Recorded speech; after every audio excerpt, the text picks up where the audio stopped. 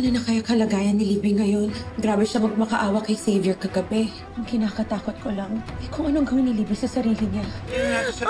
Ano po nangyari sa kanya? Nag-overdose po siya ng sleeping pills eh. Nagtangka siya magpakamatay. Oh, kasalanan mo to!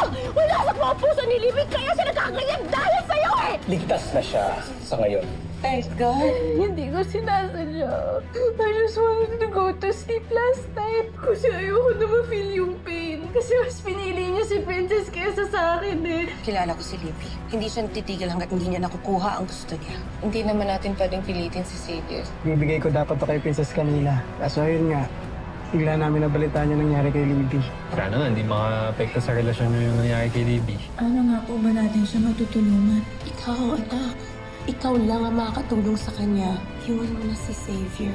Hindi naman po parang gamit si Xavier na pwede ko na lang basta ipamigay. Puso ang kalaban mo. Paano naman ako? Paano ba gagawin ko? Nakonsensya ba siya sa pagpapakamatay ko? Medyo. Mami, last resort ko na to. Kala ko magiging okay na yung lahat eh. Naging kami ni Xavier. Lahat mag-secret wish ko natupad. Pero sa halip na maging mas maayos yung sitwasyon, gumano lang yun lahat eh. Madaming pag-ibig ang darating pa sa'yo. Pero si Libby, paano kung ito lang yung para sa kanya? Anak, parang awa mo na. Nakawalan mo na si Xavier. Ate, nakalabas na ba sa hospital si Libby? Baka bukas pa. Kaya doon na ako matutulog. Ayaw ko siyang iwan, baka may maisipan pa siyang gawin. Ay, ate, alam mo, grabe na talaga si Libby, ha. Ayoko siyang sisihin, pero puro siyang pasakit lately. Alam ko. Pero anak ko pa rin siya, Mimi. Ayaw ko siyang mapahamak. Ano bang pwede mong gawin para patahimikin siya?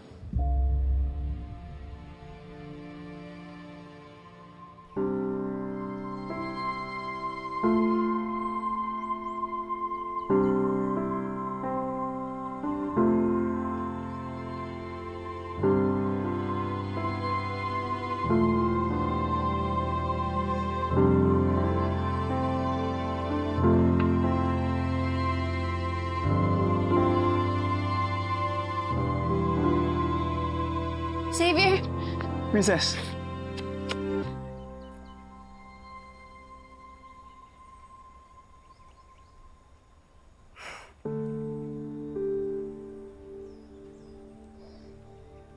Teka lang.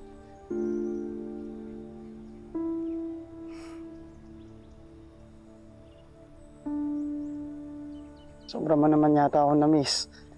Lakas mo makayakap ah. Princess?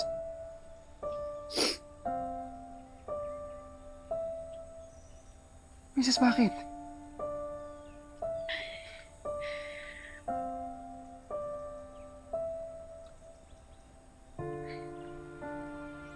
Mahal na mahal kita, Xavier.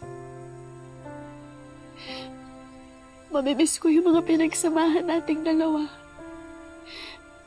Yung tawa mo, yung pagiging thoughtful mo sa akin, mga kulitan nating dalawa, pati na yung mga moments na seryoso tayo, parehong nangangarap. Teka lang, bakit mo ba sinasabi to, prinsesa ko? Siyempre, marami pa tayong pagsasamahan. Ano ko ba? Huwag kang umiyak. Ano bang problema? Xavier, I'm sorry. Hindi ito yung gusto ko. Pero ito yung tama. Kailangan na nating maghiwalay, Xavier. Ano? Teka, ba't mo sinasabi yan? Princess, ano to? Bakit mo sinasabi to? Patawarin mo ako, Xavier. Kailangan na kitang palayain. No, hindi ako papayag. Hindi ako papayag, princess. Xavier, buo na yung desisyon ko.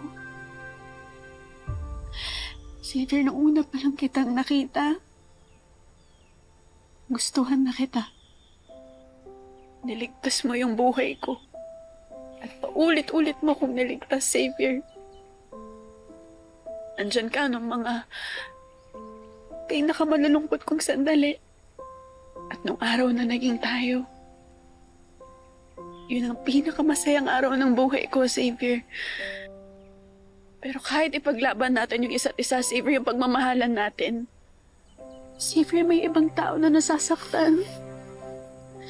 Ganun ba talaga yung pag-ibig? Habang masaya tayo, may ibang tao tayong masasaktan. Hindi dapat ganun yan eh. Kaya papakawalan na kita. Princess, nakikipag-break ka ba dahil iniisip mo yung ibang tao? Dahil ba to kay Libby? Xavier, dahil hindi ko kaya na maglalakad tayo, masaya tayo magkasama, tapos may ibang tao na nasasaktan dahil masaya tayong dalawa. Hindi ko yun kaya, Xavier. Princess, kung yun lang ang dahilan mo, hindi ako papayag kasi napaka-unfair naman nun sa akin. Nakikipaghiwalay ka para sa ibang tao, paano naman ako? Paano ka? Princess, yung feelings mo, Princess, yung nararamdaman natin sa isa't isa, basta mo na lang ibabaliwala yun? Xavier, hindi rin tumadali para sa akin, okay? Kung alam mo lang kung gaano ko kahirap na pag-isipan to.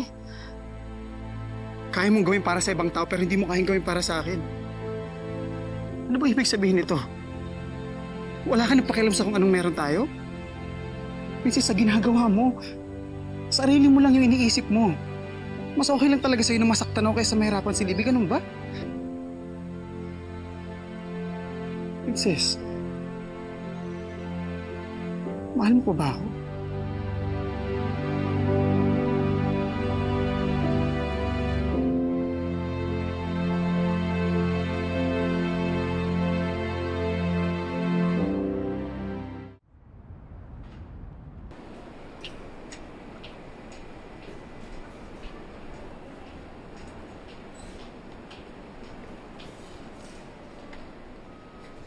Charlene. Gusto ko sanang bisitahin si Libby. Hindi mo naman siguro ako pagbabawalan kagaya ng ginagawa ni Divina.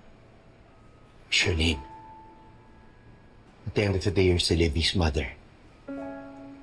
Hindi ko na maaalis yun sa'yo eh. Pero hindi ko rin mapipigilan si Libby kung ano man nararamdaman niya towards you. Hindi mo na problema yun. Ako naman may pagkukulang sa kanya eh.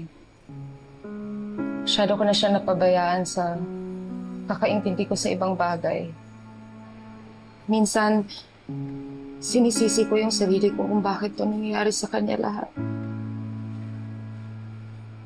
Shirley, hindi mo kailangan sisihin ang sarili mo. Kahit ako rin naman eh.